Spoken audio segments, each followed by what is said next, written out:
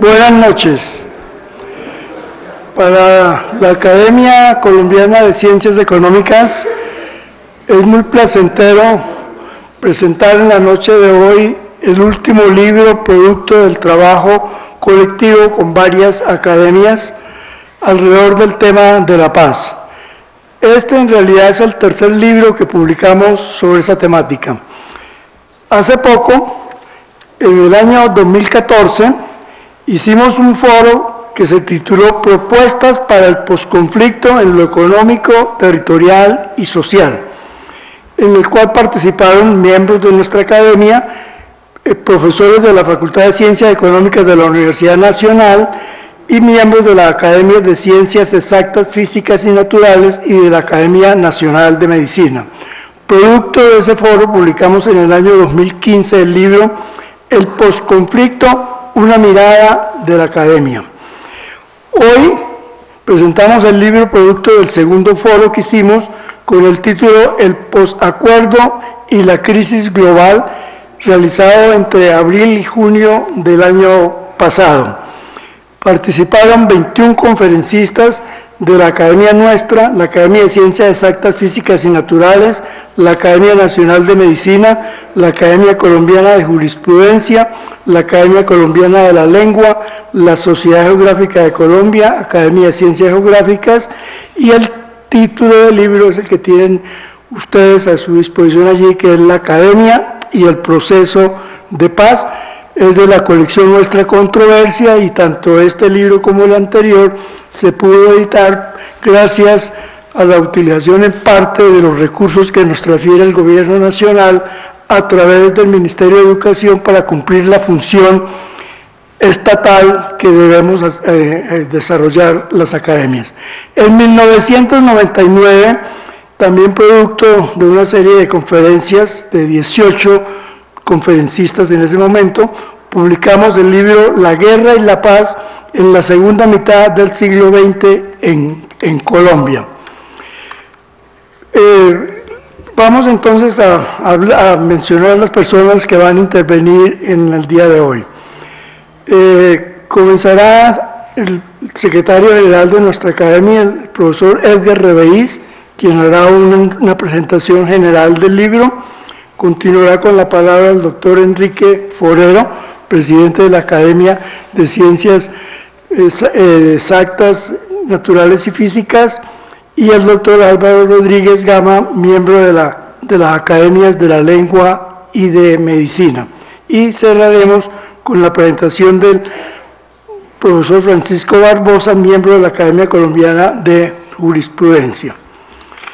Inicialmente hará su presentación el doctor Edgar Reveís, quien es muy conocido por ustedes, es arquitecto de la Universidad del Valle, tiene varios diplomas en universidades de Francia, ha sido profesor de varias universidades, decano de Economía de la Universidad de los Andes, profesor distinguido de esa universidad y también señalado con el título de maestro en la Universidad de los Andes. Es miembro del número de nuestra academia, como saben ustedes, y ha publicado un número bastante amplio de libros. El doctor Enrique Forero es presidente de la Academia Colombiana de Ciencias Exactas, Físicas y Naturales, botánico de la Universidad Nacional de Colombia, tiene un PhD en Biología en la Universidad de Nueva York y el Jardín Botánico de Nueva York. Fue director de investigaciones del Jardín Botánico de Missouri, consultor internacional del Centro Nacional de Recursos Genéticos en Brasilia, director del Instituto de Botánica del Jardín Botánico de Nueva York, y ha sido profesor de varias universidades y autor también de numerosas publicaciones. Y el profesor Álvaro Rodríguez Gama, médico cirujano de la Universidad Nacional de Colombia, con posgrado en psiquiatría, miembro de la Academia Nacional de Medicina y de la Academia de la Lengua, como ya lo mencionábamos, profesor de la Universidad Nacional desde 1978, secretario ejecutivo de la Asociación Latinoamericana de Academias de Medicina, España y Portugal, autor de varios libros y autor y director del Diccionario Académico de Medicina. Aunque no ha llegado el doctor Francisco Barbosa, vamos a la presentarlo a la hoja de vida resumida de él. Tiene un PhD en Derecho Público de la Universidad de Nantes, Francia, con máster en Historia de la Universidad Javeriana y Derecho Público de la Universidad Externado de Colombia, abogado de la Universidad Sergio Arboleda, miembro de la Academia Colombiana de Jurisprudencia y profesor de varias universidades. Entonces, como vimos, cada uno de nuestros expositores les rogamos que se mantengan el acuerdo de utilizar solamente 20 minutos para que vamos a hacer la mejor economía y uso del tiempo en esta sesión. No es fácil a veces uno reducirse a 20 minutos, pero como moderador me toca ser un poquito implacable, así que no se preocupen si alguien me toca pasarle un papelito avisándole que se le está terminando el tiempo, y esa es la función a veces un poco incómoda del moderador de una mesa redonda como esta. Tiene la palabra el profesor Edgar Reveis. Bueno, muchas gracias, Julio. Voy a hacer una presentación general del libro, no del trabajo mío, pues porque creo que hay 21 contribuciones y no sería justo referirme al trabajo mío.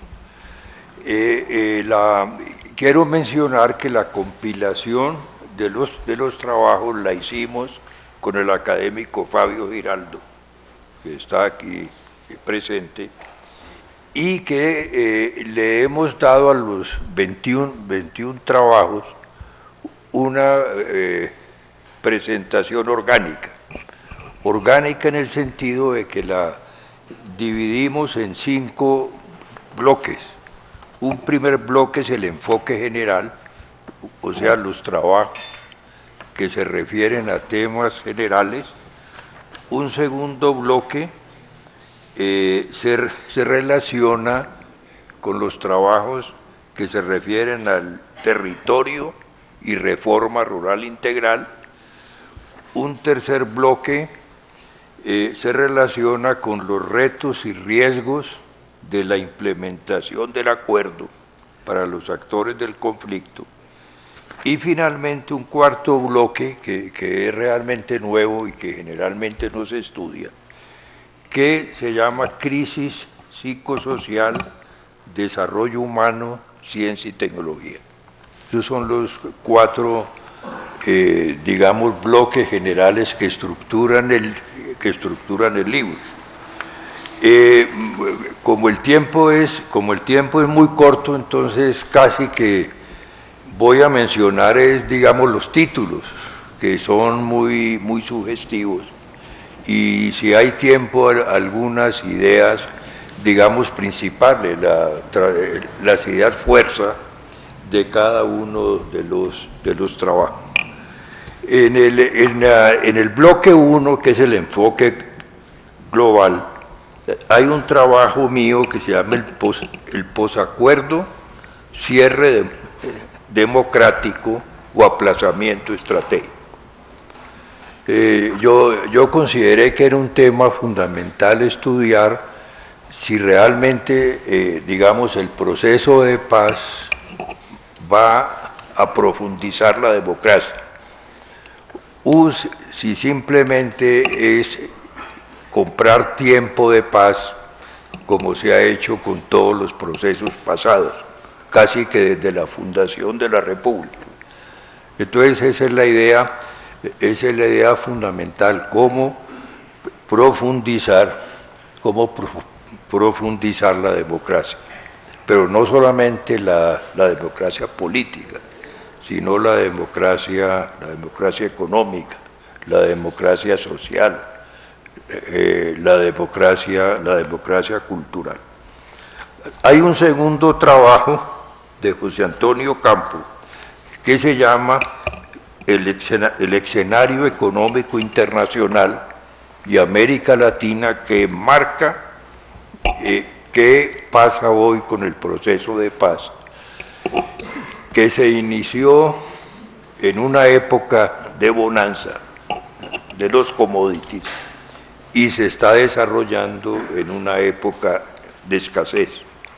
Entonces José Antonio insiste en que ya dejó el comercio internacional de ser el motor del crecimiento, pues como lo expuso el profesor Chino hace 8 días, que los mercados financieros se han vuelto más difíciles y que lo que está jugando hoy un papel fundamental es la inversión extranjera, que se pelean todos los países del planeta.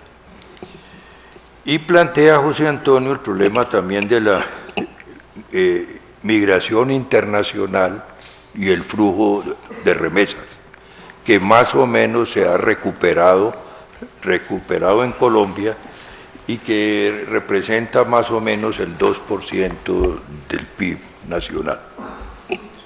Luego viene un tema clave de Francisco Tumi, que se llama Algunos problemas de la lógica interna de las convenciones de la droga y posibilidades de reformar en las políticas de drogas. Él hace un análisis de las convenciones, que ha habido tres convenciones, una en el año 61, otra en el 71 y otra en el 88. Pero se ha mostrado que la estructura interna de las convenciones no está funcionando y no están dando lugar para que se pueda resolver el problema de las drogas.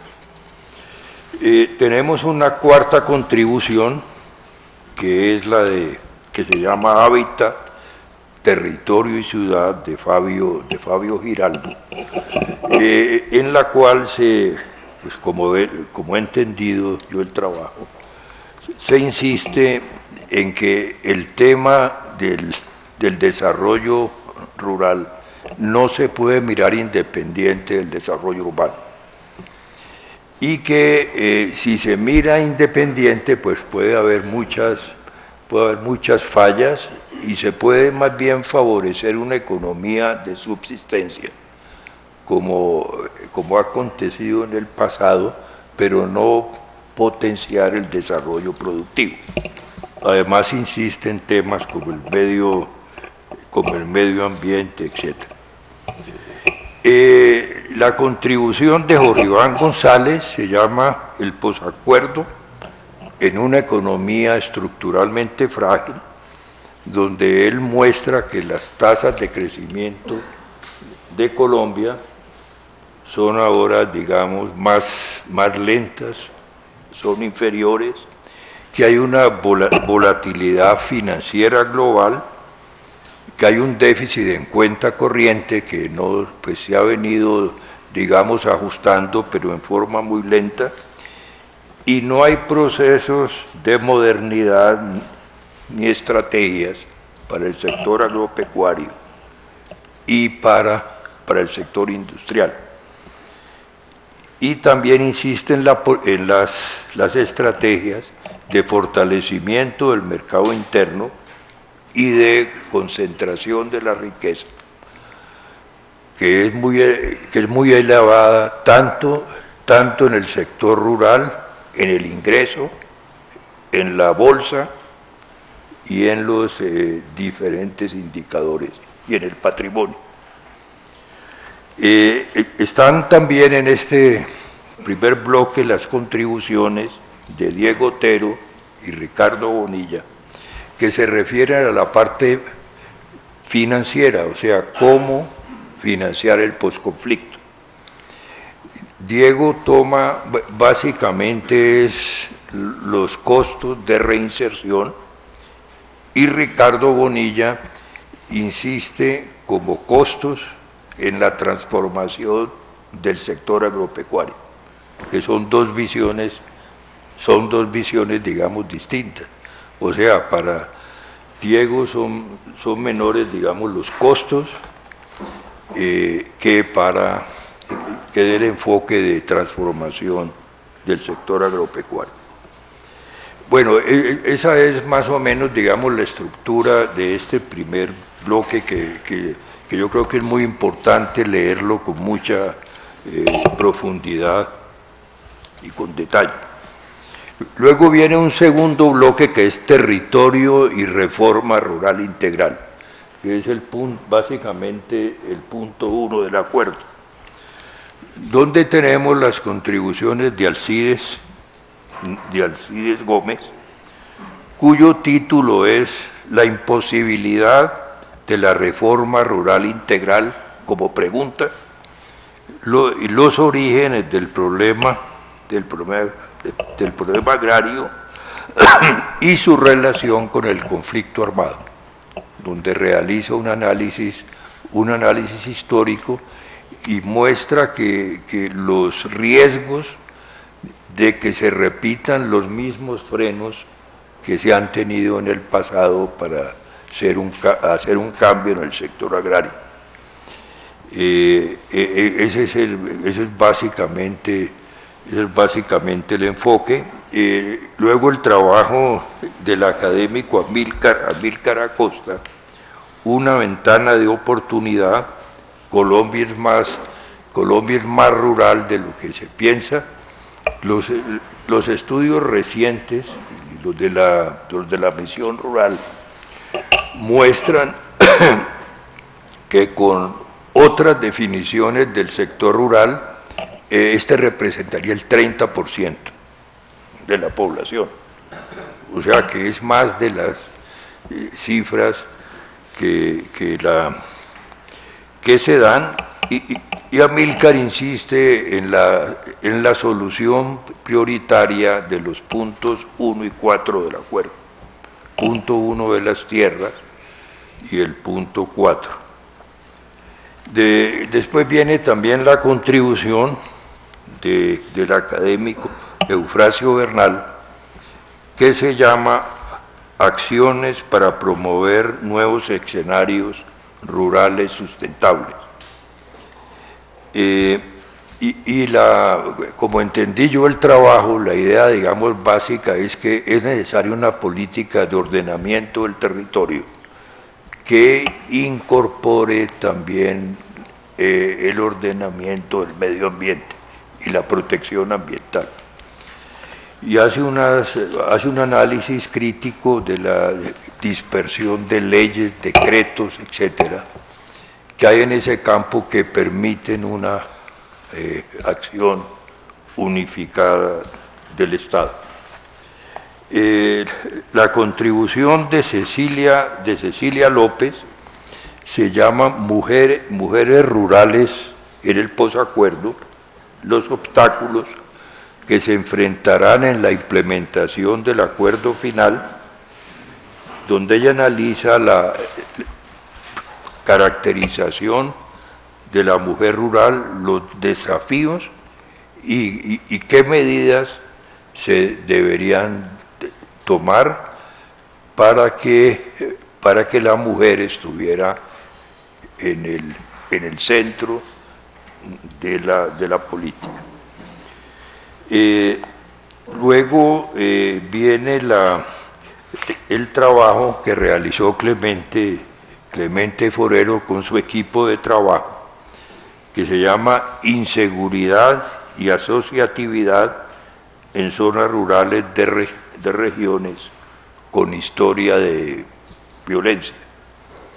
O sea, como lo entendí yo, es el tipo de relación de organización del trabajo y organización de las instituciones que mejor podría responder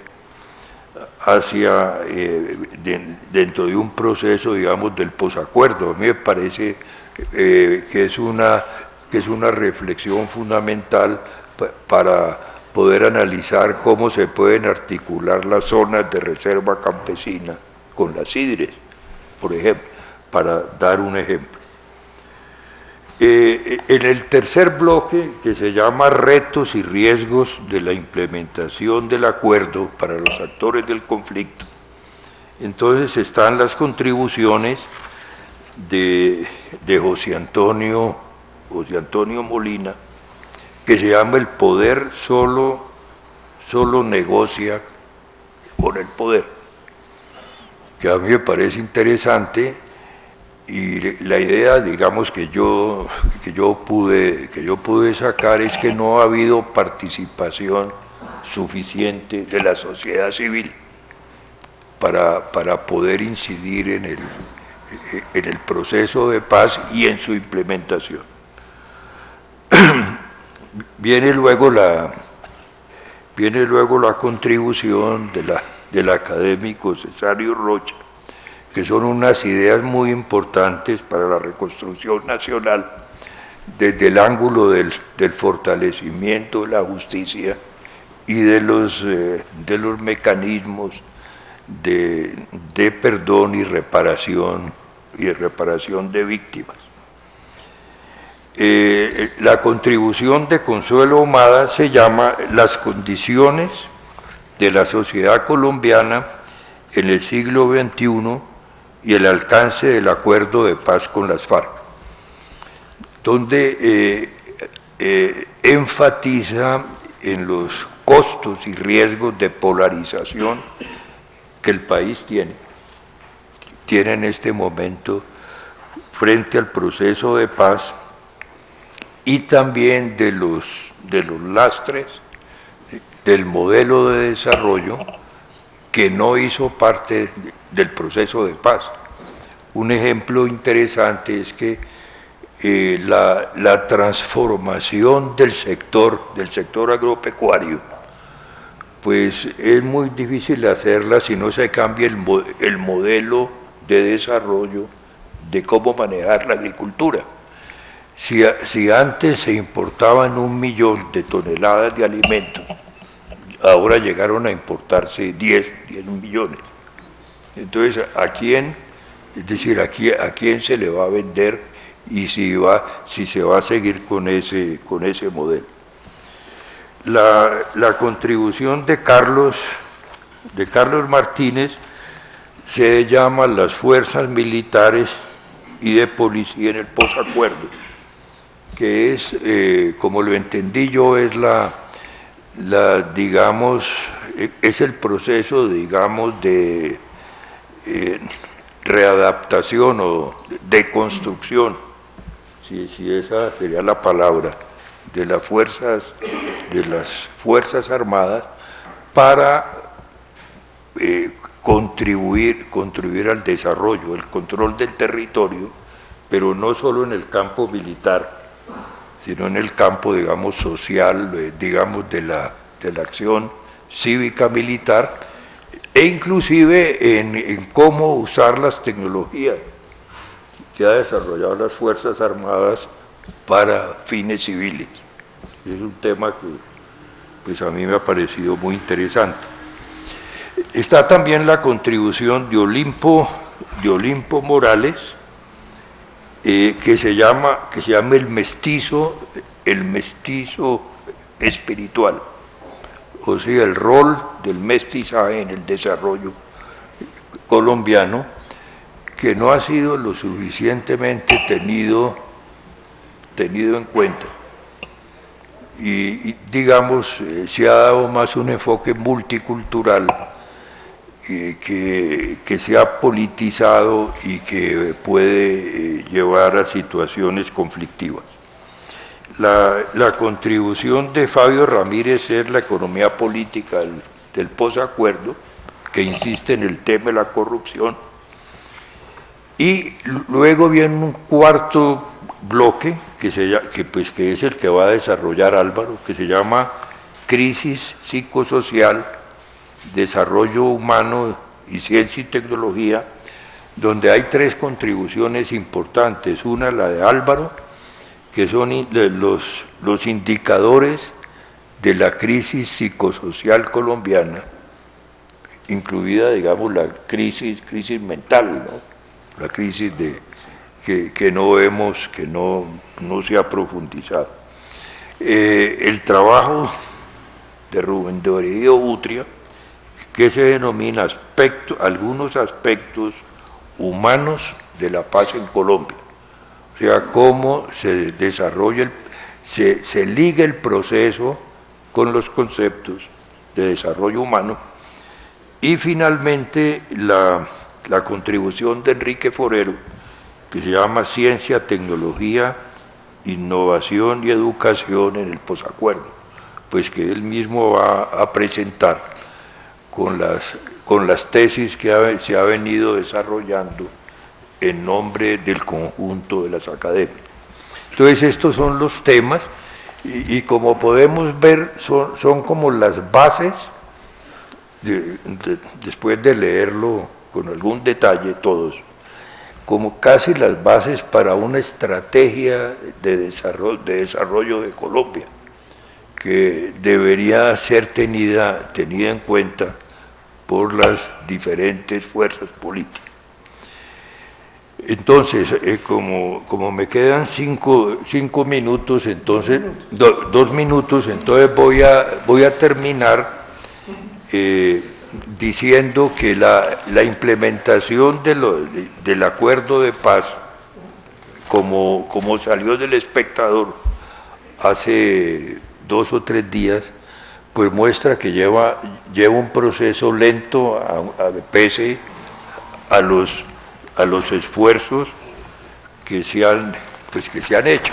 Entonces podrán mirar eso y terminar tal vez con una nota de un libro reciente de un francés que se llama La Paz, que se llama Jean-Claude Carrière.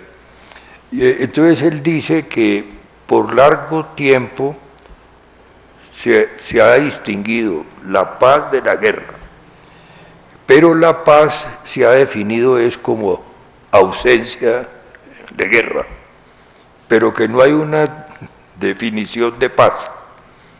Sí hay una definición, digamos, de guerra, pero no hay una definición de paz. Entonces él pide que se haga una definición de paz, y que eso ha llevado a que mucha gente perciba la paz como un estado de pasividad, monotonía, ausencia de actividades peligrosas y hostiles, uniforme y fastidiosa.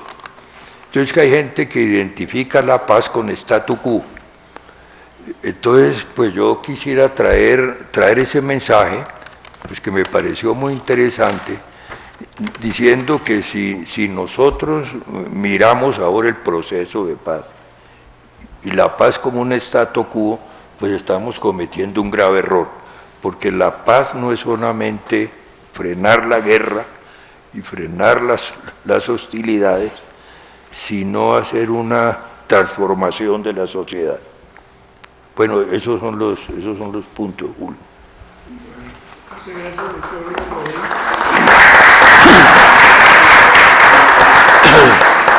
Damos la palabra al doctor Enrique Forero.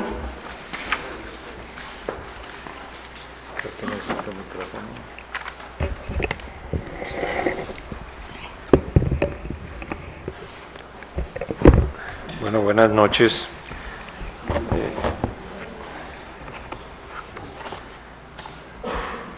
Ante todo, pues quiero darle las gracias a la Academia de Ciencias Económicas por haberme invitado a participar en el libro, porque viendo, ¿no se está oyendo? Ah, caray, ¿mejoró? Tengo que arrimarme. Bueno, agradecerle a la Academia de Ciencias Económicas la invitación que me hizo a participar en el libro, porque viendo los autores de los otros 20 ensayos, realmente me doy cuenta de que es toda una playa de gente que conoce muy bien de lo que está hablando, y pues obviamente es un honor estar en ese grupo y estar aquí hoy también para ser uno de los 3 o 4 conferencistas. Quiero llamar la atención sobre el hecho, aunque Julio ya lo hizo, de que hay contribuciones en el libro de 6 de las academias miembros del Colegio Máximo. Esta academia, que tiene obviamente una gran cantidad de autores, la Sociedad Geográfica de Colombia, con su presidente Eufrasio Bernal, que nos acompaña hoy, la Academia Colombiana de Jurisprudencia, con el presidente Cesario Rocha y el doctor José Antonio Molina, la Academia de la Lengua con Olimpo Morales y también con Álvaro Rodríguez Gama, la Academia Nacional de Medicina y la Academia de la Lengua, pues Álvaro Rodríguez, y este servidor en representación de la Academia Colombiana de Ciencias Exactas, Físicas y Naturales. Quiero comenzar por decir que obviamente yo no me he leído el libro, pero he leído a partes, y me ha dejado tremendamente impresionado la profundidad de los análisis y sobre todo la cantidad de información que, como decía Edgar, ojalá sea tenido en cuenta por nuestros dirigentes, por los candidatos presidenciales, por todo el que tenga que ver algo con el futuro de este país, porque el libro es lleno de datos, es crítico cuando tiene que ser crítico, es constructivo, es informativo, y todo el mundo debería leerlo realmente porque ofrece una gran cantidad de argumentos sobre muchas cosas. Mi capítulo del libro es sobre la importancia de la ciencia, la tecnología, la innovación y la educación en el posacuerdo. Y varios de ustedes ya me han oído en reuniones anteriores, entonces no me voy a repetir, pero sí vale la pena insistir en los problemas por los que están pasando estas áreas en este momento en el país. Ustedes han visto todo el movimiento que ha habido en relación con los recortes presupuestales a Colciencias, y las respuestas que se reciben del gobierno pues no son necesariamente tan cercanas a la realidad. Yo voy a aprovechar dos documentos que se han producido recientemente principalmente para informarlos a ustedes sobre algunas cosas que hemos hecho y que pueden ser de interés, sobre todo porque son, principalmente la primera que voy a tratar, son propuestas constructivas. Todos estamos muy preocupados por la crisis en la educación en Colombia. Es una crisis a todos los niveles, es una crisis que toca desde la educación inicial hasta la educación superior, y el Ministerio de Educación Nacional invitó a un grupo de personas a que construyeran el Plan Nacional Decenal de Educación e invitaron al Colegio Máximo, y varios de los aquí presentes participamos en las discusiones dentro de una comisión que se llamaba, porque cuando terminamos lo que les voy a mencionar, nosotros resolvimos que ya habíamos terminado nuestro trabajo, que era la comisión académica. La comisión académica produjo, desde el comienzo dijimos, vamos a producir un documento corto, que sea fácil de leer y que tenga un mensaje muy claro. Y ese documento, al final, eran 12 páginas, con 10 desafíos que llamamos en ese momento, o que los estamos llamando desafíos estratégicos para el país en el área de educación en la década 2017-2026. Ha sido un proceso largo, frustrante. Edgar, Rubén Darío, David, varios de nosotros participamos en eso, y al comienzo nos pareció que nos estaban poniendo una camisa de fuerza, y eso es lo más grave, es la rigidez de nuestras estructuras de gobierno. Y nosotros tratamos en este documento de proponer algunas formas de romper esa rigidez. Los desafíos que nosotros proponimos son 10, como les digo. El primero es regular y precisar el alcance del derecho a la educación, y eso propone que haya una ley estatutaria de la educación. Bueno, olvidé decirles que la comisión académica terminó su trabajo, pero hay otra comisión que es la comisión gestora, que esperamos que tome estos desafíos y haga todo el proceso posterior de establecer objetivos, prioridades, estrategias, etcétera. Entendemos que en eso están trabajando. No sabemos hasta dónde han llegado, pero este es uno, este es el regular y precisar el alcance del derecho a la educación. Segundo, la construcción de un sistema educativo articulado, participativo, descentralizado y con mecanismos eficaces de concertación. Uno de los elementos, como de la columna vertebral de este documento, es la necesidad de descentralizar la educación, de que se tenga en cuenta que Colombia es un país de regiones y que no lo podemos manejar desde Bogotá. Cuando uno va a cualquier región del país, uno encuentra que los maestros están tremendamente frustrados porque lo que les mandan desde el Ministerio de Educación no está dentro del contexto en el que ellos viven. Hay un problema muy grave, que es que las normas son tan rígidas que los maestros no pueden cambiarlas, no pueden salirse de ahí. Y le dicen a uno, me lo han dicho en varias partes, me lo dijeron aquí en Bogotá, me lo dijeron en Santa Marta, los profesores y los estudiantes en los colegios tienen la mejor voluntad de hacer cosas diferentes, pero no pueden porque la rigidez de la estructura que les mandan del ministerio no se lo permite. No pueden hacer proyectos, por ejemplo, de conservación ambiental, porque no tienen tiempo, porque no les dan las facilidades, porque están encerrados en una caja fuerte que no les permite moverse. El establecimiento de lineamientos curriculares generales, pertinentes y flexibles, volvemos a lo mismo, que sean pertinentes, que sean generales, pero que sean flexibles, que sean adaptables a los contextos donde se están utilizando. La construcción de una política pública para la formación de educadores. Nosotros creemos que la formación de educadores en Colombia tiene que cambiar fundamentalmente, tiene que buscarse una forma de que los educadores realmente estén preparados para lo que estamos viviendo en este momento, y no lo están, desafortunadamente no lo están. Entonces nosotros proponemos que haya una política que se preocupe por la formación de los educadores, impulsar una educación que transforme el paradigma que ha dominado la educación hasta el momento, que es el paradigma de transmisión de conocimiento. Que haya otras formas de enseñar que no sean únicamente la transmisión del conocimiento, que es lo que hemos venido haciendo a través de mucho tiempo. El sexto desafío es impulsar el uso pertinente, pedagógico y generalizado de las nuevas y diversas tecnologías para apoyar la enseñanza, la construcción de conocimiento, el aprendizaje, la investigación y la innovación, fortaleciendo el desarrollo para la vida.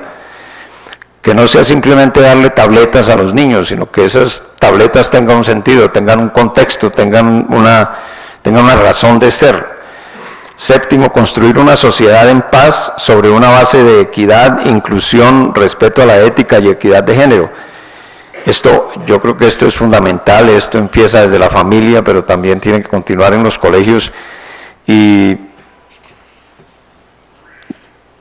creo que es una de las labores más difíciles que tenemos todos. Creo que es una labor muy complicada. Yo podría entrar a hablar de eso también un poco, pero no quiero extenderme. Octavo, dar prioridad al desarrollo de la población rural a partir de la educación. La ruralidad de que hablan algunos de los capítulos del libro, el hecho de que nosotros somos un país con una tendencia urbana tremenda y se nos olvida que hay un sector rural que está prácticamente olvidado. Noveno, la importancia otorgada por el Estado a la educación se medirá por la participación del gasto educativo en el PIB y en el gasto del gobierno, en todos sus niveles administrativos. ¿Cómo es la frase? Que el amor se demuestra con cheques.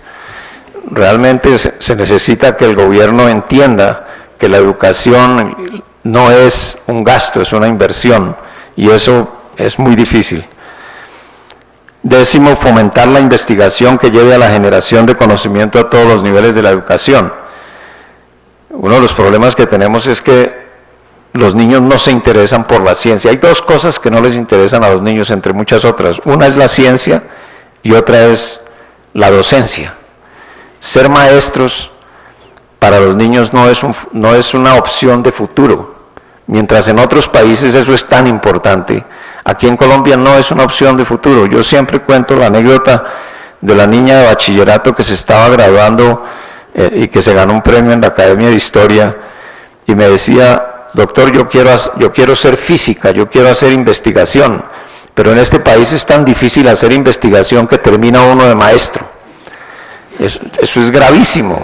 Eso es gravísimo, hay que recuperar la dignidad de la profesión de maestro y esa la hemos perdido totalmente. Yo le dije: señorita, usted no estaría aquí si no fuera por una serie de personas que la han ido formando para llegar a graduarse de bachiller, por Dios. Bueno, eso con relación a la educación. Y con relación a la ciencia, en la academia ustedes, algunos se habrán dado cuenta, hemos estado muy activos con esto del recorte del presupuesto. Hasta plantón hicimos en la Plaza de Bolívar algunos, pero también hubo plantones en otras ciudades. En Bucaramanga llegaron tranquilamente 2.000 personas, en Medellín hubo mucha gente, en Bogotá fue una de las que menos, teníamos unas 250 personas, pero cuando uno piensa que la Universidad Nacional tiene 3.000 profesores, ¿dónde están esos profesores? ¿Dónde están los estudiantes de bachillerato, de universidad, los de posgrado? ¿Por qué no aparecen en estas cosas? La apatía de nuestra comunidad académica es muy grave y yo no sé cómo romperla, francamente no hemos podido. Nosotros producimos documentos, le escribimos al presidente de la República, le escribimos al ministro, le escribimos al Congreso, la cantidad de comunicados que yo tengo, un cartapacio de este grosor, de todos los documentos, de todos los mensajes que le hemos mandado a todo el mundo. La semana pasada radicamos un documento en el Congreso también hablando también de este problema de los cortes presupuestales, del problema del uso del Fondo de Ciencia y Tecnología, del Sistema General de Regalías, que es otro adefesio que ustedes conocen. Entonces el gobierno da una serie de respuestas y nosotros hicimos un comunicado tratando de aclarar algunas de las respuestas que da el gobierno. Entonces, por ejemplo, ¿es cierto que el presupuesto de Colciencias ha mejorado del 2010 al 2017 como lo dicen? No, no es cierto. El presupuesto ha venido disminuyendo consistentemente. Entre el 2017 y el 2018 se propone una reducción del 41% y buena parte está comprometida en compromisos previos que superan la anualidad, denominados vigencias futuras, y con proyectos decididos por el gobierno. Ustedes saben perfectamente que el presupuesto de Colciencias, el 80% está comprometido con becas doctorales. Muy importante tener doctores, pero volvemos a lo mismo. Preparamos un montón de doctores porque queremos el indicador de que Colombia ha preparado 5.000 doctores o 3.000 o lo que sea. ¿Para qué los preparamos? ¿Dónde van a trabajar esos doctores? Existe en Colombia un Sistema Nacional de Ciencia y Tecnología que abra las puertas para esta gente a la que le estamos gastando tanto dinero. Segundo, ¿ha mejorado el presupuesto de inversión en ciencia, tecnología e innovación en Colombia? No, porque eso es lo que dicen, que ha mejorado muchísimo. El viernes, la ministra de Educación en una ceremonia en la Universidad Nacional echó una cantidad de cifras y porcentajes que uno sabe que realmente lo que está diciendo son mentiras, que eso no es así, pero eso es lo que le muestran a uno, eso es lo que busca esto, tratar de decir eso no es así. El indicador que se compara internacionalmente, que es el llamado investigación y desarrollo, es apenas superior al 0,2% en Colombia. Los entes gubernamentales y los que sirven de caja de resonancia al gobierno dicen que se está gastando el 0,71% del PIB en ciencia y tecnología. No es en investigación y desarrollo, es en actividades de ciencia y tecnología, que significa compra de computadores, compra de tabletas, esas cosas, pero no investigación realmente, investigación y desarrollo. Es el 0,2%. que está muy por debajo de los países de la OCDE, que es esta otra obsesión que tiene el gobierno, y discúlpenme los economistas, pero yo nunca entenderé cómo Colombia quiere entrar a la OCDE, como dice alguien que yo conozco, va a entrar a servir los tintos, porque ¿cómo entra Colombia con un 0,2% del PIB en ciencia y tecnología a una organización donde el promedio es 2,4%? Donde países como el Brasil tienen 0,7, 0,8, y otros tienen 1, inclusive en América 1, 1,1, 1,2 y nosotros 0,2 y el promedio es 2,4 y hay países que invierten el 4,1% y nosotros estamos con el 0,2 y queremos entrar a la OCDE. ¿Qué mentiras han dicho para que nos acepten en la Comisión de Ciencia y Tecnología de la OCDE? Yo no sé. Y discúlpeme que sea tan franco en estas cosas, pero es que duele que le digan a uno tantas mentiras. Las regalías en ciencia y tecnología han resuelto el problema de desfinanciación de los grupos de investigación y por ende de la ciencia colombiana. La respuesta es no. La reglamentación hace que esos recursos de regalías sean de muy difícil acceso para los investigadores y prácticamente imposibles para los grupos universitarios que usualmente hacen la investigación. Los informes de la Contraloría General de la República señalan que los fondos de regalías se han desperdiciado y han presentado problemas de corrupción que nunca hubo en la historia del sistema de ciencia y tecnología. Son las gobernaciones quienes definen y presentan lo que consideran proyectos de investigación. Ahora se ha hecho una propuesta de modificación de esto, que de algo va a servir, porque le quita un poco el poder al gobernador de decidir. Es una modificación que se está haciendo en este momento y que ahora se está reglamentando, que ya pasó por el Congreso. ¿Podrá ser Colombia el país más innovador de la región en el año 2025? Muy poco probable. La innovación depende de muchos factores, pero sin duda el más importante es la capacidad de inventar, o sea, ese nuevo conocimiento que depende de la investigación científica. Mientras Colombia no tenga producción de conocimiento propio, ¿cómo podemos ser los más innovadores? ¿Por qué nos decimos esos eslogans? Colombia el más educado, Colombia el más innovador, cuando lo que estamos diciendo son imposibles, porque no vamos a ser el más educado y todos lo sabemos, ni vamos a ser el más innovador porque no estamos produciendo conocimiento propio, y lo que nosotros hacemos es importar tecnologías. Como dice Moisés Wasserman, ¿quién nos va a vender una tecnología de punta? Nadie. La gente no va a ser tan boba de vendernos la tecnología de punta, nos venden la de segunda categoría, la que ya no están usando, y nosotros no podemos producir la nuestra. El mejor ejemplo es por qué Suiza, que no tiene una sola mata de cacao, produce el mejor chocolate del mundo, y nosotros, que tenemos la mayor biodiversidad del mundo, no hemos sido capaces de aprovecharla. Guillermo Páramo dice muy claramente eso, dice: tenemos el país más maravilloso del mundo y no lo conocemos, ni lo hemos aprendido a aprovechar, ni nos interesa aprender a aprovecharlo. Eso es lo más grave. ¿Podrá el programa Colombia Bio continuar estudiando nuestra biodiversidad? Estos son los programas que se inventa el gobierno. De pronto a alguien se le ilumina el bombillo y dice: vamos a hacer Colombia Bio, como si aquí nunca se hubiera estudiado la biodiversidad y el gobierno va a comenzar a estudiarla desde ahora. Por Dios, venimos estudiándola desde Mutis. Pero bueno, Colombia Bio, vamos, ¿en qué consiste Colombia Bio? Es un buen programa, pero la identificación de nuevas especies, ya han visto en el periódico que dice 60 nuevas especies encontradas. Mire, yo soy botánico, yo sé lo que es describir una especie nueva, y uno no describe una especie nueva simplemente porque la coge y esto es una especie nueva. Uno tiene que hacer muchos estudios antes de decir que este pedazo de papel es una especie nueva. Y ellos salen en el periódico a decir que en la expedición a Chiribiquete encontraron 60 especies nuevas, y yo le dije eso a un colega y casi me pega. Usted no puede dudar de la capacidad. Señor, yo he descrito especies y me demoro 1, 2 y 3 años estudiándolas hasta que decido que efectivamente es una especie nueva. Pero bueno, dejémoslos que digan sus mentiras ahí. Pero esas investigaciones tienen que seguirse con otros tipos de investigaciones de aprovechamiento económico y todo lo que ustedes quieran, y no hay plata para eso, ni hay plata para continuar las expediciones que ellos están haciendo en el presupuesto del futuro. El programa Colombia Científica, que es otra maravilla, ¿es la solución para el desfinanciamiento de la ciencia en Colombia? No, definitivamente no.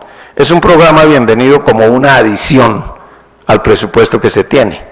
Pero ¿qué hace Colombia Científica? Comenzando, que ya lo mencioné un día aquí, nuestro país es una maravilla, ¿no? El Ministerio de Educación se toma atribuciones que le pertenecen a Colciencias. El Ministerio de Comercio, Industria y Turismo se toma atribuciones que le pertenecen al Ministerio de Educación o al Ministerio del Medio Ambiente, y así sucesivamente. Es decir, todo el mundo se pisa las mangueras con todo el mundo. Y esto, que debería ser de Colciencias está en el Ministerio de Educación, Colombia Científica. ¿Y qué es Colombia Científica? Más becas doctorales y supuestamente apoyo a investigación en las universidades. Pero si ustedes vieran lo que es el andamiaje para entrar a ser parte de Colombia Científica, es lo mismo que pasa con las regalías. Yo creo que algunas universidades se han atrevido, pero es un andamiaje complicadísimo. Tienen que seguir, por ejemplo, los modelos de contratación del Banco Mundial, y para que una universidad pública colombiana se adapte a eso, imagínense la dicha, pues cuánto se van a demorar. Y las becas se van para el exterior. ¿Qué hacemos en Colombia? Le pagamos a la Universidad de MIT, o a Harvard, o a Stanford, porque quieren que vayan a las mejores universidades del mundo. Le pagamos a un estudiante colombiano para que se vaya a estudiar allá, no le cuesta MIT y después se quedan allá. Entonces hemos gastado la plata para que la persona se quede porque no tenía que volver a hacer aquí. Nosotros le dijimos a la viceministra Ruiz, le dijimos, esa plata que hay para becas debería gastarse el 90% en fortalecer los doctorados nacionales. Sí, 90% se va para los Estados Unidos y Europa y 10% se queda aquí. No hay derecho a que hagamos un préstamo del Banco Mundial para devolverles la plata pagándole la matrícula a los muchachos colombianos allá. Eso no lo entiende uno, y además se supone que es Colciencias la que apoya el posgrado, aunque debería ser el ICETEX, esa es otra locura, ¿no? Colciencias dando becas. Entonces, ¿para qué es el ICETEX? ¿No era para dar becas? Ahora Colciencias tiene el 80% de su presupuesto metido en becas. Hay razón en la afirmación de que la suspensión temporal de la financiación a los proyectos de investigación no afecta el desarrollo de la ciencia en el país. Lógico que no. La discontinuidad en la financiación afecta gravemente el acumulado científico logrado con tanto esfuerzo en cada uno de los sectores de la ciencia y la tecnología en los últimos años. Se genera desorden, se incumple con la comunidad internacional, se pierden vínculos científicos internacionales, se disminuye la competitividad científica de Colombia, se paralizan los doctorados y se quiebra la continuidad del flujo de conocimiento, producción y aplicación. Esas son algunas de las respuestas que nosotros tratamos de darle a esas respuestas que el gobierno nos da, que no necesariamente son tan cercanas a la realidad. Yo creo que termino ahí, señor presidente.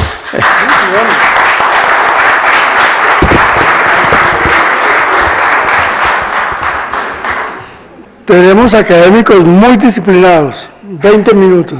¿Cómo le parece? Que es lo acordado. Muy bien. Entonces le hago la palabra al profesor Álvaro Rodríguez Gama.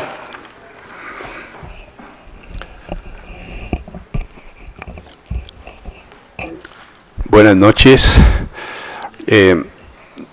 Maestro Julio Silva Colmenares, señores integrantes de la Junta Directiva, señores académicos, invitados especiales, profesionales, estudiantes, señoras y señores. Para mí constituye un gran honor poder en este escenario privilegiado hablar de uno de los temas importantes en relación con el posconflicto. ¿Qué es lo que ha pasado en la mente de los colombianos después de una guerra tan cruel, tan extensa, en la cual no ha habido límites y donde el daño que se ha producido a la sociedad es inconmensurable? El planteamiento es que esta guerra nos ha afectado a todos y de múltiples maneras, entre otras habituándonos a ella y tratando de no pensar en las consecuencias funestas y desde el punto de vista psicológico desastrosas de todas las cosas que ocurren en nuestro país que tratamos de evadir continuamente. Tenemos entonces, como primer punto, tengo que informar que he revisado las estadísticas colombianas a través de más o menos 40 años, tiempo en el cual he estado trabajando como psiquiatra y como psiquiatra forense y como criminólogo, y he conocido de cerca las víctimas y los victimarios de esta terrible y cruel guerra. Eso me ha permitido ver la dimensión del problema y entender sus diversas facetas. Nosotros, Hacemos estadísticas, todo el mundo sabe la inconsistencia de algunas de ellas, pero igualmente debo anotar que en las últimas épocas hay una gran cantidad de estudios que posiblemente nos van a llevar a conocer una parte de la verdad que ha permanecido oculta a través de los últimos tiempos. Encuentro unas estadísticas en todas partes, algunas de ellas contradictorias, sin embargo, no interesa que los datos sean contradictorios. Finalmente uno puede ir sacando promedios y encontrando tendencias de cómo está la información en Colombia. El resultado de la guerra es la manera como somos. Es nuestro temperamento, es nuestro carácter, es nuestra personalidad, es nuestra forma de ser.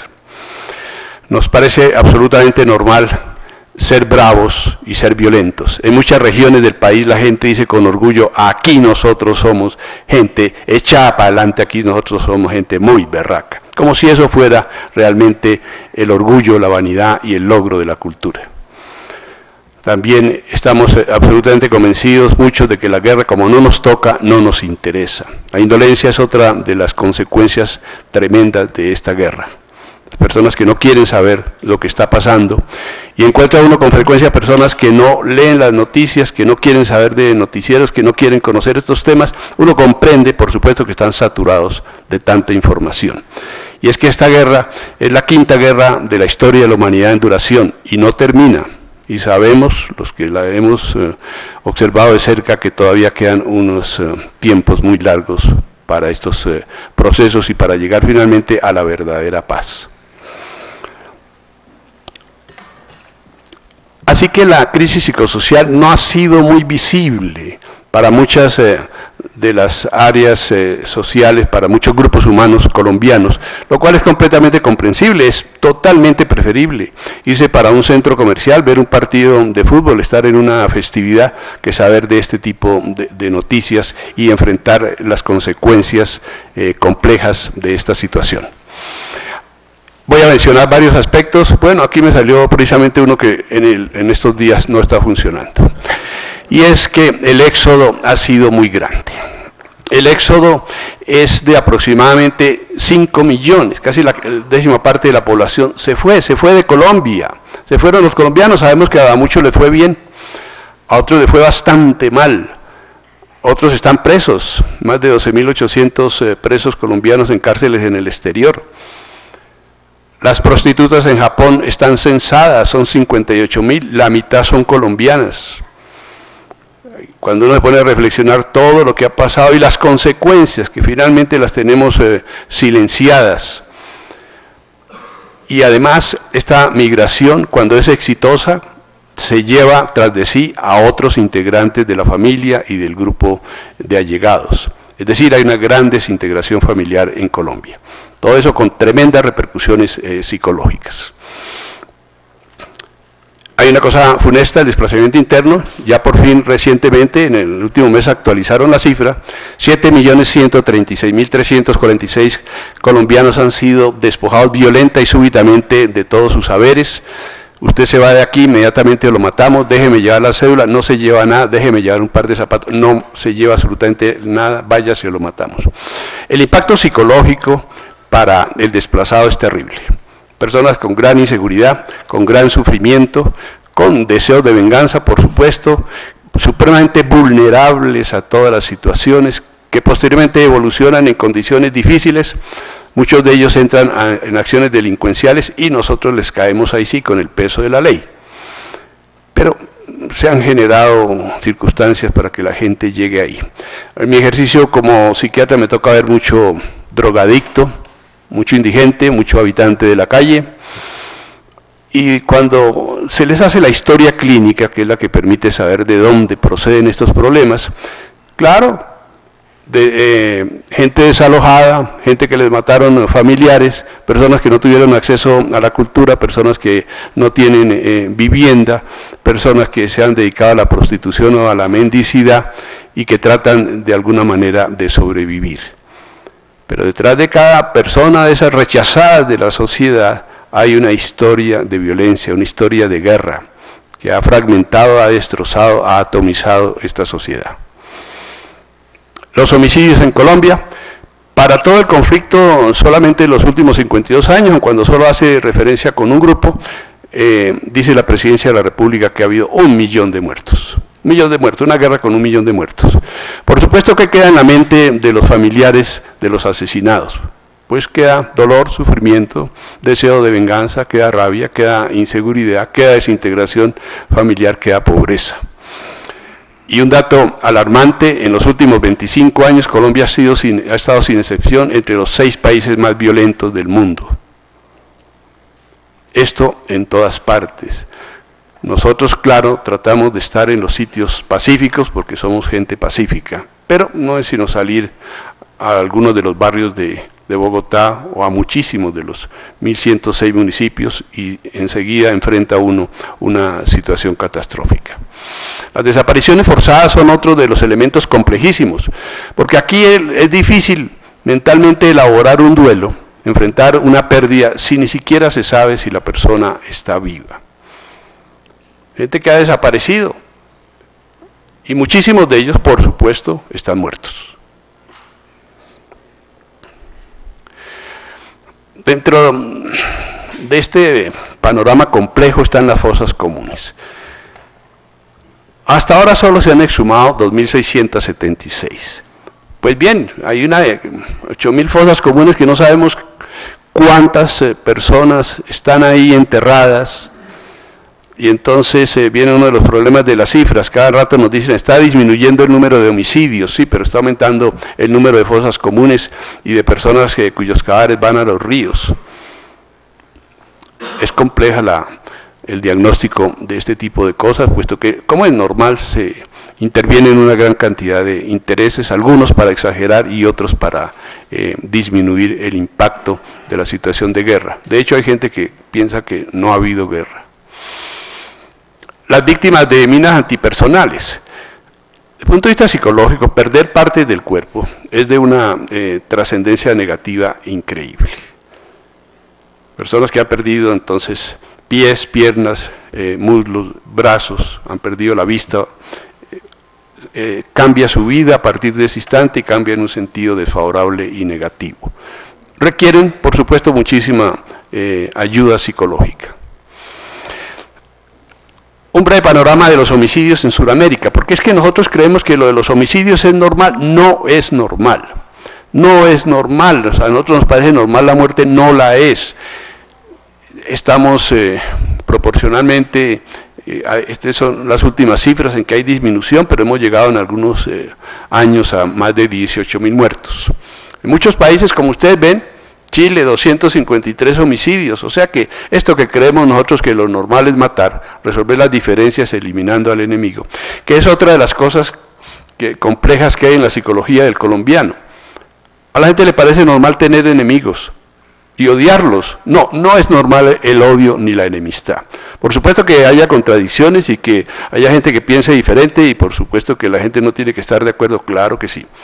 Pero todo el mundo carga como con un listado de enemigos, que ojalá les vaya muy mal y ellos a la vez esperan que a uno le vaya peor.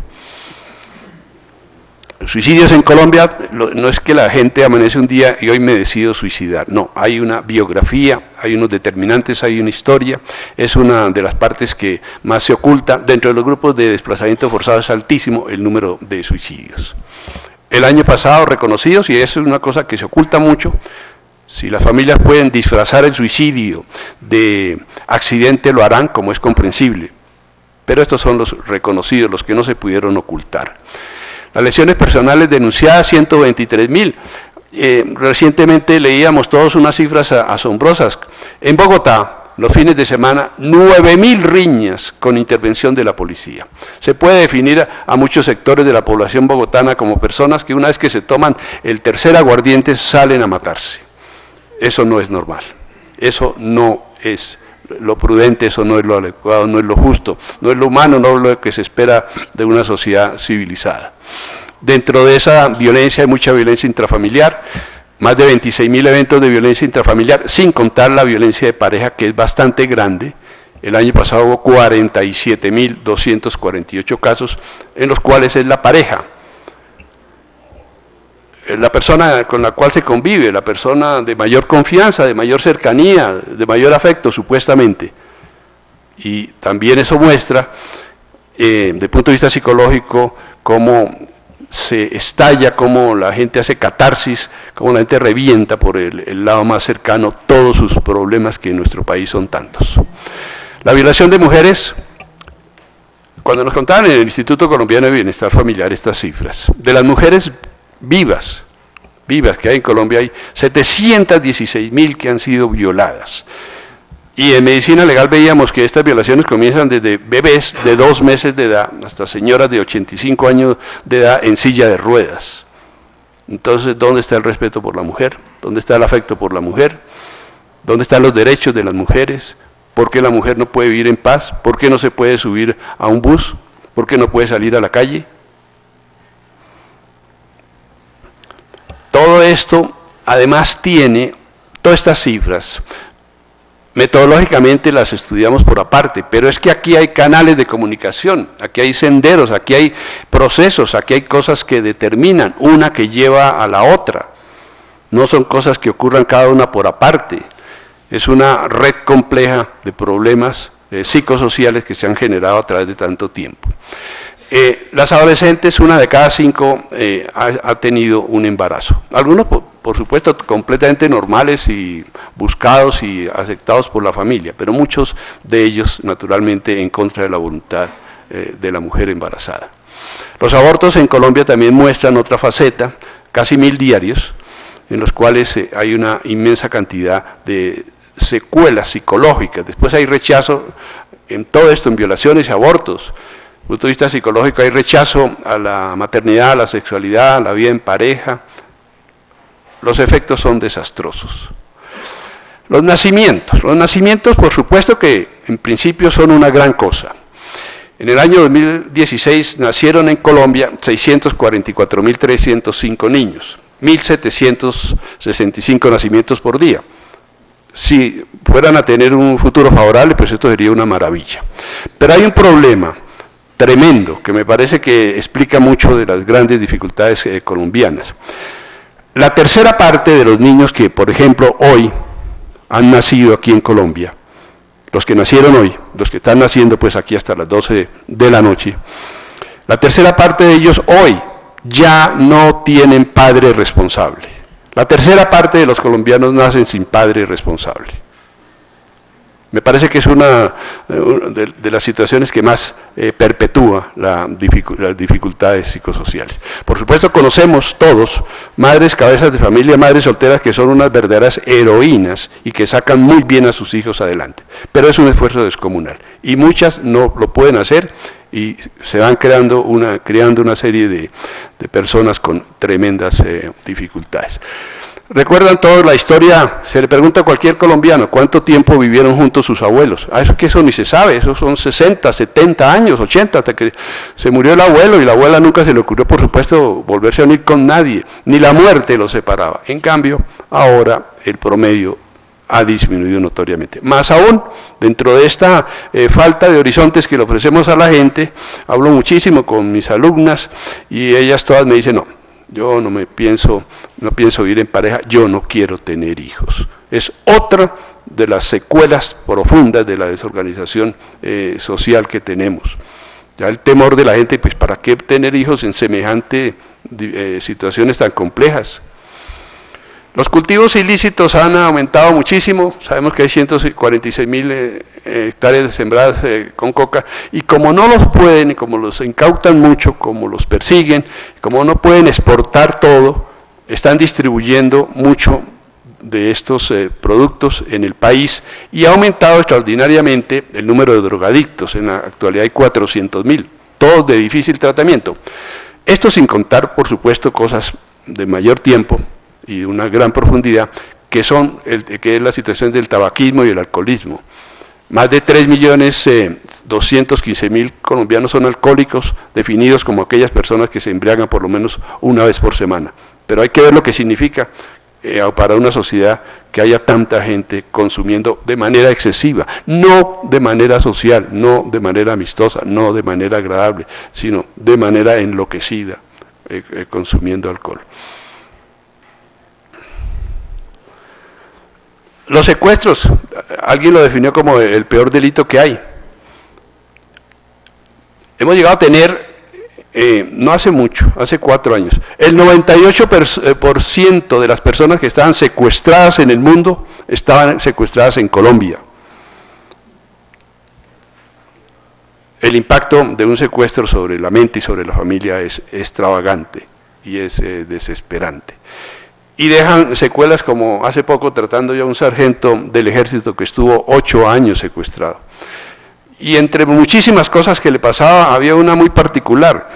Esta persona no podía dormir en la cama, tenía que dormir en el suelo. Se acostumbró a dormir en el suelo y ya le era imposible adaptarse a dormir en una cama. Hay que ver cómo se transforma la mente de la persona secuestrada. El tratamiento psiquiátrico no está llegando, como en general, al servicio de salud, sino de manera muy fragmentaria, y una gran porción de personas que requieren, porque es que son millones las personas afectadas, no tienen acceso al tratamiento psiquiátrico.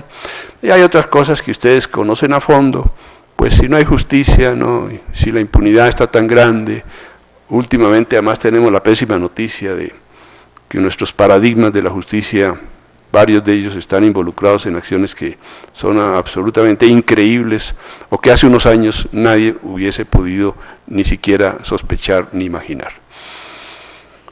El panorama educativo en Colombia, que ya se ha mencionado, tiene que ver entonces con una pirámide en la cual hay hay un grupo de analfabetas, hay muchas personas en preescolar. Preescolar hay 58.863 centros educativos. Al bachillerato ya pasa un número menor, en los 12.100 colegios de Colombia, en las 287 instituciones de carácter universitario, mucho menor, 2.293.000, a los posgrados solo 100.000. Hay mucha deserción escolar, muchísima. No hay las condiciones, y entonces la persona que deja el estudio tiene una sensación de frustración, de fracaso, de rechazo, y su mente igualmente se ve afectada. Todos los estudios de deserción universitaria muestran cómo la gente se retira masivamente de las carreras en Colombia. Otro aspecto general, la psicología del pobre, la psicología del mendigo. ¿Cómo es posible que una persona, 9 millones de colombianos, vivan un día con 3.000 pesos? Si un solo pasaje en Transmilenio vale 2.200, tienen que vivir con 3.000 pesos todo un día. ¿Cómo hacen? Naturalmente muchos drogaditos y naturalmente toderos y naturalmente también hurtan lo que pueden. La línea de pobreza, dice el gobierno que ha bajado la cifra y entonces es otro de los objetivos para que mejore la psicología de la gente. Los ancianos, de los cuales más del 75% carecen de pensión, entonces ser anciano, ser enfermo y estar abandonado y estar en la miseria, eso es un cóctel tenebroso. El desempleo, que es alto, hoy en día encabeza Venezuela, pero que es otro de los grandes problemas, porque es que la mente de la persona desempleada está llena de frustraciones y de fracasos. Y también entonces otra vía para llegar al alcoholismo, al tabaquismo, a la adicción y a la violencia. Entonces estos son círculos viciosos que estamos viendo en nuestro país. Finalmente menciono unos datos que todos conocen. Nosotros creíamos que después del DMG la gente había aprendido la lección. No, estas cosas jamás se aprenden. Entonces seguimos ahí y la gente sigue completamente estafada. Pero es que las personas vulnerables, es que la sociedad de consumo, es que como no hay límites, y es como que el que no está comprando todos los días tiene una sensación de fracaso. Y eso es otro de los elementos tremendos de lo que está ocurriendo. Bueno, la corrupción de las autoridades, alcaldes, gobernadores, le acusan de cosas terribles, a muchos congresistas y decíamos ahora a algunos distinguidos jurisconsultos. Hay otro factor, los países en guerra y la gente que está metida dentro de esos escenarios terminan adoptando como paradigmas algunos de las personas violentas. Es increíble la inmensa cantidad de seguidores que todavía tiene Pablo Escobar, pero fanáticos, admiradores. ¿Y cómo explicamos nosotros eso? y también las audiencias que tienen todas las novelas en las cuales exalta todos los elementos de violencia. Todo es que son muchos factores, son muchas cosas complejas. En la educación, ¿cuántas veces se ha dicho que los colegios no pueden cobrar bonos? Debe haber como unas 300 normas que lo impiden, y eso continúa. El 1% de los títulos son falsificados. No se puede estudiar por la vía que es, entonces por lo menos adquiramos el título. Así que entonces en la salud estamos prestando una salud de malísima calidad, una medicina express, una medicina a las carreras, una medicina donde una persona pide una cita, se la dan al mes, y si es con el especialista a los 5 meses, y si tiene que pedir una droga, nunca está disponible, y si tiene que solicitar un examen, tiene que dar una romería por todas partes para que finalmente lo hagan. Hay mucha crueldad en el servicio de la atención de salud. Las ambulancias, con el negocio de llevar los enfermos a los sitios donde les pagan al chofer de la ambulancia por llevarlos. Las EPS, que algunos de mis estudiantes las definen no como empresas prestadoras de salud, sino empresas para saquear, y eso es lo que hacen muchas de ellas todo el tiempo. Y nos siguen engañando, cada vez que se compra un producto hay cosas que no se dicen y cosas que están en toda esta cultura. Pero repito, países en guerra no pueden dedicarse a resolver sus problemas principales, muchísima gente está afectada, la psicología del colombiano es la psicología de las personas que viven en la guerra, todos somos bravos y eso nos parece que como si fuera un gran atributo, pero eso en ninguna parte civilizada del mundo es algo para exaltar. Y finalmente, en estos aspectos, yo he tenido aquí la oportunidad de preguntarle a los muy distinguidos economistas de esta academia, ¿será que algún día, alguna vez en Colombia, nos van a revelar de verdad cuál es el índice de inflación? No, eso es un imposible evitar, eso no va a ocurrir absolutamente nunca.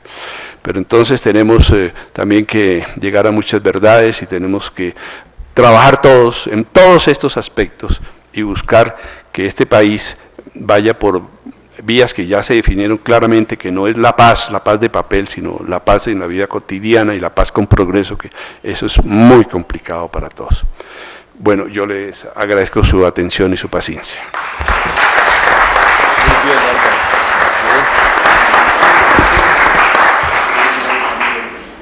Bueno, nuevamente tenemos un académico muy disciplinado. Le damos la palabra al doctor Francisco. Muy bien.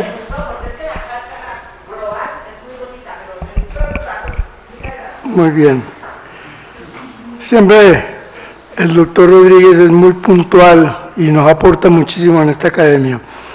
Le doy finalmente la palabra al doctor Francisco Barbosa Delgado, quien no estuvo en la parte inicial de nuestra presentación. Queremos recordarle que el compromiso es de 20 minutos. Muchas gracias. Aquí ya tengo el cronómetro. Ah, bueno.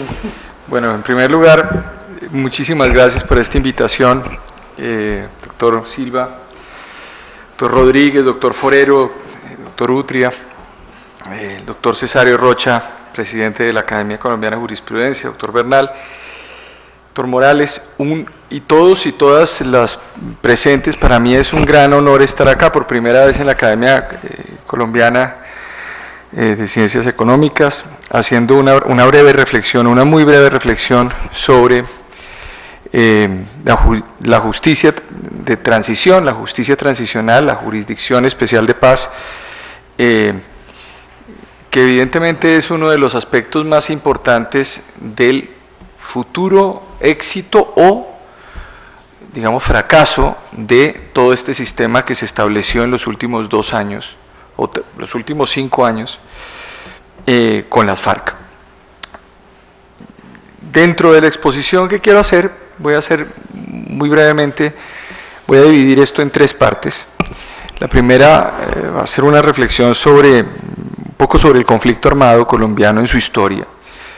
El segundo, sobre la naturaleza jurídica del acuerdo de paz, y el tercer punto, sobre el sistema integral de verdad, justicia, reparación y garantías de no repetición. Y al final haré como unos retos, o cuáles son los retos que se vienen dentro de todo esto, para efecto de poder explicar o darle un contenido o tratar de mirar y de visualizar lo que podría ocurrir. En este caso, pues obviamente las incertidumbres son mayúsculas en todo sentido. Estando aquí en la academia recuerdo aquí el presidente Correa decía una cosa que me decía que el primer economista, a propósito de los economistas, que llegó al continente ha sido Cristóbal Colón, porque no sabía de dónde salía, no sabía dónde llegaba y todo lo financiaba el gobierno. Entonces digamos que esa es una... Creo que en el derecho evidentemente puede ocurrir también, pero más o menos voy a hacer como las reflexiones sobre ese camino quebradizo que se plantea dentro del artículo del doctor Cesario Ochoa dentro de este libro, Academia y Proceso de Paz. Bien, un poco la idea de la historia del conflicto armado en Colombia, y lo voy a pasar rápidamente, pero este es un tema que debe concitar un poco la atención, el hecho de que el proceso de paz o esta reflexión de conciliación que hay en Colombia no puede ser producto simplemente del análisis estático de una relación difícil, personal, entre un presidente de la República y el expresidente Uribe. Digamos, la paz va mucho más allá de la situación personal de dos personas que efectivamente han tenido al país en una circunstancia muy compleja en los últimos años.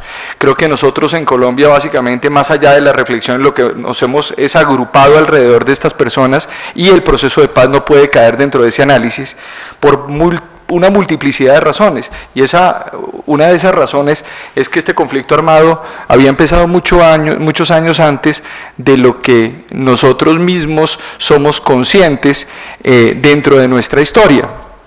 Y en ese orden de ideas uno, digamos, termina echando para atrás dentro de la estructura del conflicto armado y puede llegar al siglo XIX sin ningún tipo de problemas.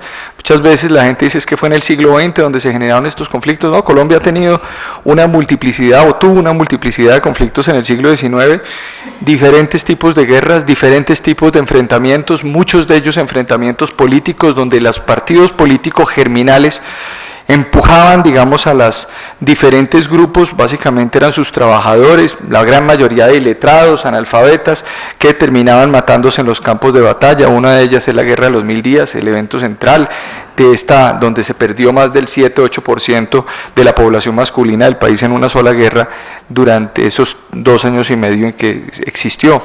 Pero así sucesivamente se fueron presentando diversos hechos con una tremenda complejidad, donde de por medio no solamente estaba la condición, si se quiere, difícil del carácter del colombiano, que yo creo que va mucho más allá también en unos aspectos, y es las tremendas condiciones de desigualdad que se presentaron durante años en Colombia.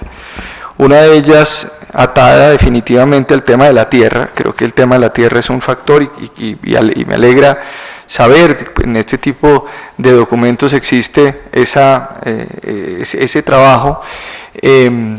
Un tema de la tierra que se vino a agudizar dentro del ejercicio de la preocupación de gobierno durante la década de los 30. No solamente con el presidente López Pumarejo y la gran reforma de 1936, el acto legislativo 1 del 36 y la ley 200 del 36, sino también durante el gobierno de Olaya Herrera, que intentó a través de secretario de gobierno de Cundinamarca, que a la sazón era el presidente, quien va a ser el presidente de Colombia, Carlos Lleras Restrepo, hacer todo un trabajo interesante sobre el tema de tierra. Sin embargo, lo que ocurría, y esto es uno de los temas gruesos, es que normalmente una iniciativa de estas terminaba sepultada en el marco de una nueva lucha política. Creo que eso es un poco el escenario, y es que efectivamente esas luchas políticas lo que hicieron fue empujar de forma masiva a unas poblaciones que básicamente se encontraban en condiciones muy difíciles, y terminamos viendo cómo se va engendrando esa violencia en Colombia, que no se inicia, por supuesto, digo yo y repito, con el asesinato de Jorge Eliezer Gaitán. Jorge Eliezer Gaitán andaba con listas de más de 12.000 muertos producidos durante la década de los 40 y de los 30, denunciando esos hechos. O sea que básicamente aquí no es que es un cuento que es que con la muerte de Gaitán efectivamente se engendró la violencia en Colombia, hay mucho más. Y ese es uno de los temas bastante gruesos dentro de las grandes perspectivas de verdad que puede tener un territorio, un país como el nuestro. Todo esto simplemente lo enuncio para decir que la historia de todos estos conflictos ha sido la historia del engaño y de la trampa y de la desconfianza. Se hacen trampa permanentemente las partes, hay desconfianza permanentemente dentro de ellas, lo vimos en el caso de Guadalupe Salcedo en la década de los 50, creo que ese es un caso emblemático. Otros casos donde se generan unas paces mal hechas terminan engendrando nuevas violencias. Lo vimos, por ejemplo, en el caso donde el presidente Lleras Camargo hace una amnistía, dentro de la cual, por ejemplo, está Manuel Marulanda Vélez, Pedro Antonio Marín, tiro fijo, y finalmente incluso es nombrado en un puesto de cuidador de caminos o de guardián de caminos entre Gaitán y Planadas, y en el marco de una refriega de un grupo que entra a esas zonas, termina siendo asesinado uno de los compañeros de Marulanda y se opta, digamos, por el camino armado. Y así podemos contar, ese es el origen, si se quiere, año 1961, posteriormente aparece lo de Marquetalia, pero efectivamente ese es un hecho puntual que es la muerte de Charro Negro por parte de Mariachi dentro de esa zona del Tolima, que genera, por supuesto, un hecho puntual, genera una andanada histórica de creación de grupos dentro de estos en los años 60, con otros factores externos como por ejemplo el inicio de la Guerra Fría, que ayuda efectivamente a toda la construcción de estos movimientos de violencia. En el marco de las FARC, pues por supuesto que esto llevaba varios años detrás. Estaba el proceso del presidente Betancur, que efectivamente se hace sin poder concitar el acuerdo de otros sectores, y allí las fuerzas militares juegan un papel importante en ese proceso de desconfianza. Si uno revisa el acuerdo de la Uribe de 1984 y después el acuerdo de la Uribe 12 en 1986, se da cuenta de que había una cierta intencionalidad de cumplir, pero no se cumplió, y no se cumple por las partes y posteriormente por esa masacre que se produce contra los miembros de la UP en Colombia, que lleva a que Colombia incluso sea condenada ante la Corte Interamericana de Derechos Humanos y empiezan a surgir otras violencias. Es decir, la degeneración de la degeneración de la degeneración de la violencia en Colombia a partir de estas circunstancias. Se intenta luego en la Asamblea Nacional Constituyente, y curioso, y miren lo paradójico, el 9 de diciembre de 1990, fecha en la cual se hacen las elecciones para elegir constituyentes, ese día se bombardea Casa Verde. El pacto de paz o el acuerdo de paz que sirvió a la Corte Suprema de Justicia para cerrar, digamos, y permitir que se hiciera una constituyente, termina siendo el día en el cual se inicia de nuevo otro conflicto. Y creo que cuando uno le pregunta, o cuando se le ha preguntado al presidente Gaviria, titubea, porque no sabe exactamente cómo se produjo esos hechos. Entendámoslo además que era un joven presidente que difícilmente tenía el control total de las fuerzas militares dentro de ese escenario, y pues se presentan este tipo de cosas. Y así podemos sumar los hechos. La situación del Caguán, pues bueno, todo lo vivimos en Colombia, ¿no? Una especie de tira y afloje en donde la mentira fue la regla, ni siquiera fueron capaces de discutir el cronograma ni siquiera tenían agenda. Cuando uno ve las agendas que había o que se presentaron durante los diferentes acuerdos, el de los pozos, etcétera, y San Francisco de la Sombra, pues eso ni siquiera un estudiante de pregrado, cuando le va a hacer un trabajo, le hace una presentación de los temas de esa manera. Es decir, ni siquiera había una metodología de discusión, y creo que es uno de los grandes temas complejos. Y posteriormente aparece este proceso de paz, que es un proceso de paz que tiene diferentes etapas. Ahora bien, superando este primer punto, yo quisiera hacer una reflexión sobre la naturaleza jurídica del acuerdo de paz que se firmó, y sobre eso hay tres aspectos que quisiera tocar brevemente. El primer aspecto es el relativo a qué es ese acuerdo, qué fue lo que se firmó. Uno de los temas es un punto inicial es que se firma un acuerdo especial, a la luz del derecho internacional humanitario. Es un acuerdo que tiene un respaldo en varios temas internos e internacionales. Uno, una decisión de la Corte Constitucional, la C-225/95, decisión de la Corte Constitucional que admite que el derecho internacional humanitario sirve para terminar conflictos, no solamente regula conflictos en el marco de las hostilidades. Poco para efectos simplemente de discusión, el derecho internacional humanitario es un cuerpo que sirve para dos cosas: para proteger civiles y para limitar métodos y medios de combate. En el caso puntual sirve para regular conflictos, y la Corte Constitucional señaló en una sentencia del 95 que también para terminar conflictos. Esta idea cabe dentro de lo que la profesora Christine Bell, británica, llama una especie de lex pacificatoria, una idea de una ley de pacificación, ejemplo que ha sido utilizado y que fue utilizado dentro del derecho internacional en casos como Burundi en el 2000, como Salvador en el 90, y el acuerdo de paz y de reconciliación que se firmó con Malí también, en donde se firma como un acuerdo especial. Ahora, ¿por qué acuerdo especial? Porque es del derecho internacional humanitario, y como les decía, en el comentario 850 de la Comité Internacional de la Cruz Roja se dice, comillas, un acuerdo de paz, un acuerdo de cese de hostilidades u otro acuerdo también puede constituir acuerdos especiales a los fines del artículo 3 común, o un medio para aplicar ese artículo si contiene cláusulas para crear otras obligaciones derivadas de los convenios de Ginebra. Entonces, digamos, ese es un primer aspecto que quería decir, y ahora, teniendo esto claro, pues pasaríamos a un segundo tema dentro de esto, y es, pero bueno, ¿eso entonces es un tratado internacional o eso no es un tratado internacional? La respuesta es, no es un tratado internacional. No lo es, y no lo es por otra razón muy simple. El artículo 3 común a los convenios de Ginebra de 1949 establece que la aplicación de normas humanitarias no altera el estatus jurídico de las partes. Es decir, aquí no, por la firma de ese acuerdo, no hubo transformación de la guerrilla de las FARC en Estado, que eso ha sido una de las grandes entelequias y de los grandes problemas que se ha dado sobre el marco de las discusiones en los últimos meses en Colombia. Yo no sé, y lo digo con todo respeto, si esto funcionará bien en la JEP o no funcionará bien.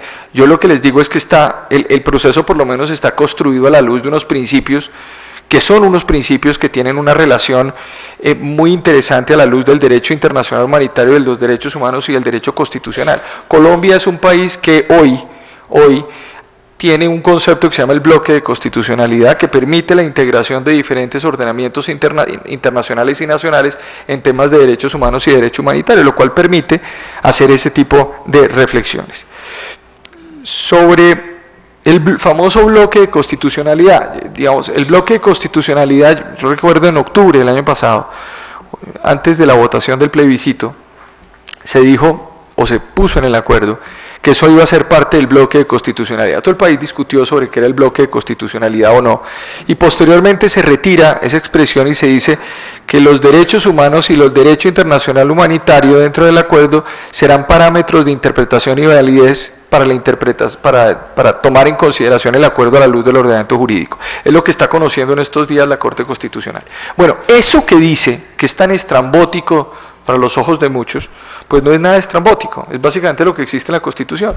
Hoy cualquier norma humanitaria, cualquiera, es consuetudinaria y por ende puede ser aplicada de forma directa en el ordenamiento jurídico. Es decir, el presidente de la República hubiese podido aplicar un decreto de amnistía e indultos en el marco del derecho internacional humanitario sin norma alguna que se lo permitiera, lo cual generaba unas discusiones interesantes desde el punto de vista político a la luz de una aplicación extensiva de lo que podría ser el artículo 189 de la Constitución, donde se plantean las funciones del presidente de la República. Este tipo de cosas las hemos hecho en Colombia, lo de los acuerdos especiales. Esto lo hicimos, con esto cerramos la guerra de los 1000 días, por ejemplo. La guerra de los 1000 días se cierra con un acuerdo especial de paz en el marco de una discusión que se dio en torno a, o en el Wisconsin, en Neerlandia, en Chinacota, entre octubre y noviembre de 1902, en donde se utilizaron normas del derecho de gentes, que son las normas de derecho humanitario hoy, para cerrar el conflicto armado. Entonces ese es esa es como la parte inicial de eso que quería decirles en torno al acuerdo de paz, que es un acuerdo especial, que no es un tratado internacional y que solamente unos temas aplican y son parte del bloque de constitucionalidad, como la Corte Constitucional seguramente lo dirá en los próximos días. Frente al sistema integral de verdad, justicia y repetición, rápidamente voy a hacer algunas reflexiones. Este sistema tiene cinco partes, una comisión de esclarecimiento de la verdad y la no repetición, una unidad especial de búsqueda de personas dadas por desaparecidas en el contexto y en razón del conflicto armado, una jurisdicción especial de paz, unas medidas de reparación integral y construcción de paz y garantías de no repetición. Tiene varios principios, no voy a ahondar porque si no aquí me regañan en la mesa, pero básicamente está la paz como derecho síntesis que se establece ahí, la justicia prospectiva, y el doctor Jorge Humberto Botero me regañó el otro día en semana en una columna y me decía, el profesor Barbosa explicó eso en un libro, pero no dijo qué era exactamente. Pues tampoco voy a alcanzar hoy a decirles nada sobre eso porque no tengo más tiempo, pero básicamente decir lo siguiente, son principios generales, no significa que esos principios vayan a generar un cambio dentro de la aplicación que deba haber de la ley dentro o del acuerdo dentro de las funciones de la Jurisdicción Especial de Paz. Simplemente se tiene como base la idea de la justicia prospectiva porque se está pensando en una idea y es, tenemos que resolver como sociedad un problema hoy para poder pensar en las próximas generaciones, pero básicamente es un principio general que no tiene muchísima concreción, digamos, y eso está dentro de el numeral tercero de la Jurisdicción Especial de Paz y está dentro de la ley estatutaria de jurisdicción, de la ley estatutaria, el proyecto de ley estatutaria que está en camino.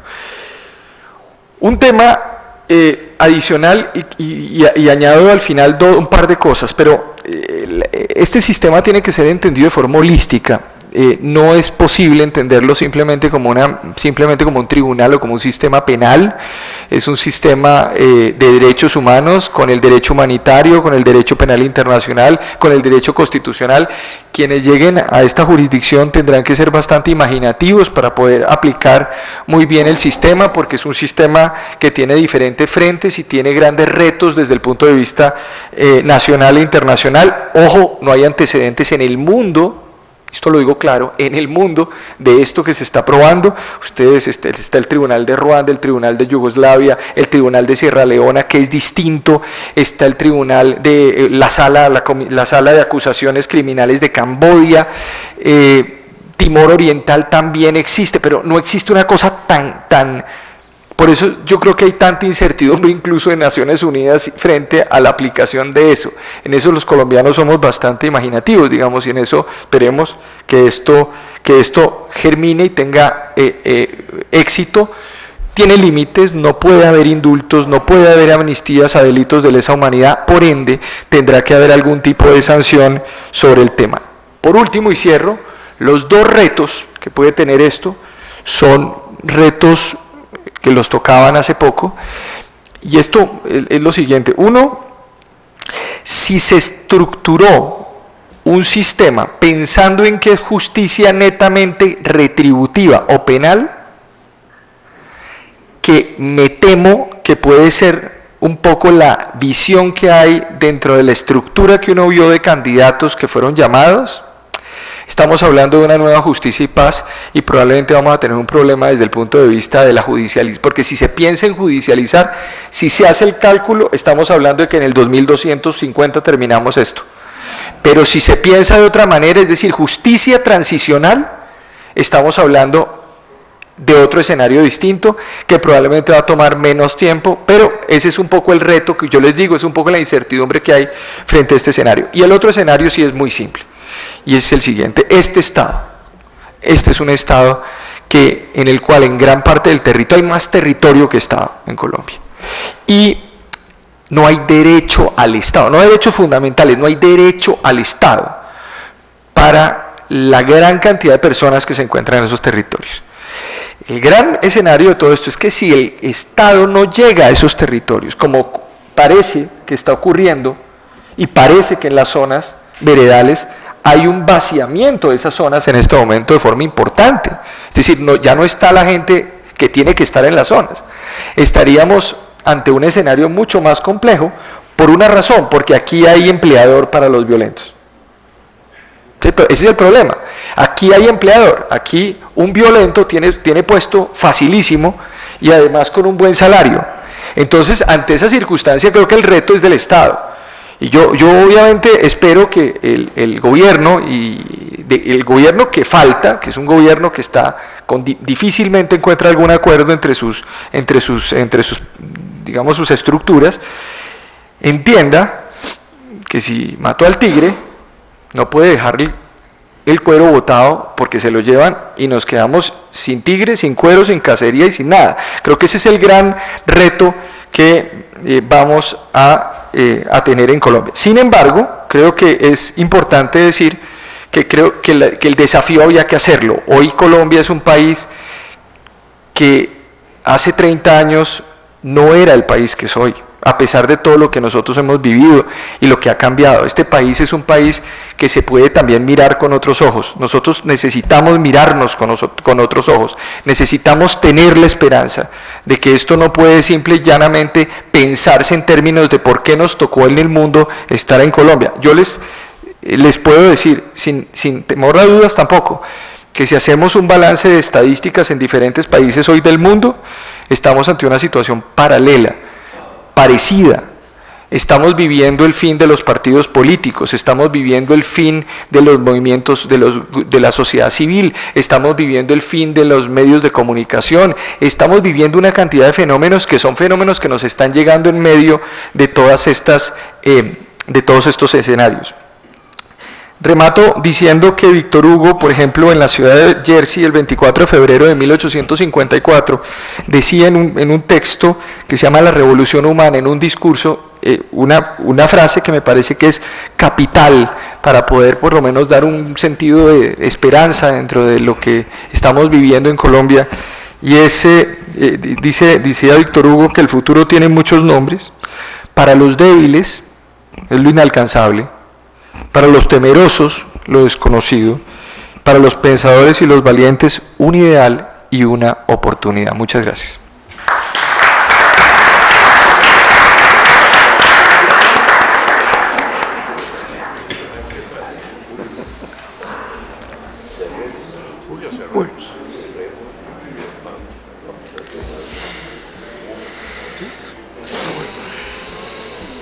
Mire, yo creo que las exposiciones, o las 4 exposiciones han sido tan pedagógicas, tan ilustrativas, que si abrimos una sesión de preguntas, aquí amanecemos. Entonces yo creo que lo mejor es que ustedes lean el libro, sigamos discutiendo alrededor de este tema, que es un tema abierto, que probablemente nos va a consumir varios años más de la historia de Colombia, pero al cual todos tenemos que aportar. Eso sí es cierto. Si nosotros no aportamos a la solución de los problemas del país, nadie nos va a traer las soluciones. Tenemos que ser los colombianos quienes decidamos para dónde va este país, y por consiguiente todos tenemos que comprometernos, sobre todo en un auditorio como el de esta noche, de gente de tan alto nivel y de tan alta responsabilidad ciudadana. Muchas gracias por la presencia de ustedes y los esperamos en próximos eventos en esta su casa de cultura.